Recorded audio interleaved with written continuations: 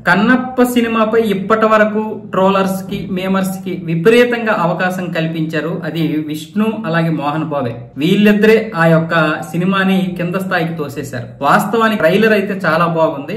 ఈ సినిమాపై ఉన్నటువంటి నెగిటివిటీ మొత్తం పోయింది ట్రైలర్ చూశాక. అలాగే ఇందులో ప్రభాస్ ఉండడం వల్ల, అలాగే మోహన్ లాల్, అక్షయ్ కుమార్, మరికొంతమంది కాస్టింగ్ కూడా ఉంది. వీళ్ళందరూ ఉండడమే కాకుండా ట్రైలర్ లో ఏదో మొత్తానికి ఒక అద్భుతం అయితే జరిగిందని చెప్పొచ్చు. ట్రైలర్ అయితే చాలా బాగుంది.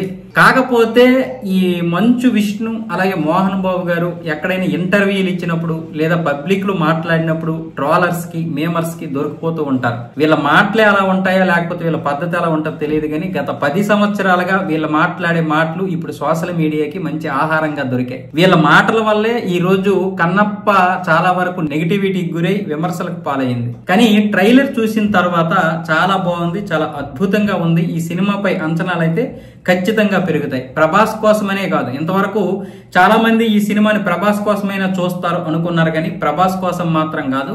కన్నప్ప స్టోరీ అయితే చాలా బాగుంటుంది. ఈ సినిమాను కూడా ఆ విధంగా తీర్చిదిద్దినట్లయితే కనిపిస్తుంది.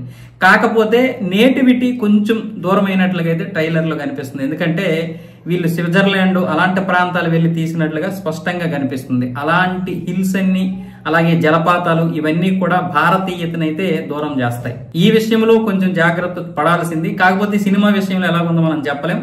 ట్రైలర్ అయితే మాత్రం ఓవరాల్ గా 90 మార్కులతో పాస్ అయినట్లే.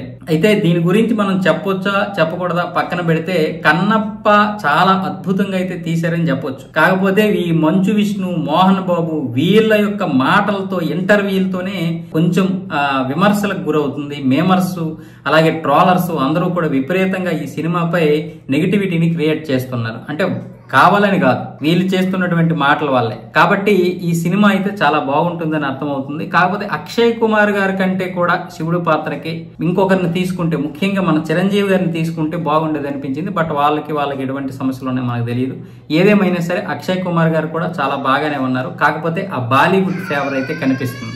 ఆ ఫేవర్ కనిపించకుండా మన దక్షిణ భారతదేశం ఫ్లేవర్ ఉంటే నార్త్ వాళ్ళకి కూడా నచ్చుతుంది. కానీ నార్త్ ఫ్లేవర్ ఉంటే మన దక్షిణ భారత ప్రేక్షకులు అయితే అంగీకరించరు. ఎందుకంటే అది నేటివిటీకి దూరంగా ఉంటది. దీనికి తోడు వీళ్ళు లొకేషన్లు కొంచెం మార్చడం వల్ల కూడా ఇది కొంచెం ఒక మైనస్ పాయింట్ అని చెప్పొచ్చు. అంతకు మించి సినిమాలో ఎటువంటి మైనస్ పాయింట్ లేదు. సినిమాని అయితే ఆద్యంతం చూడొచ్చు.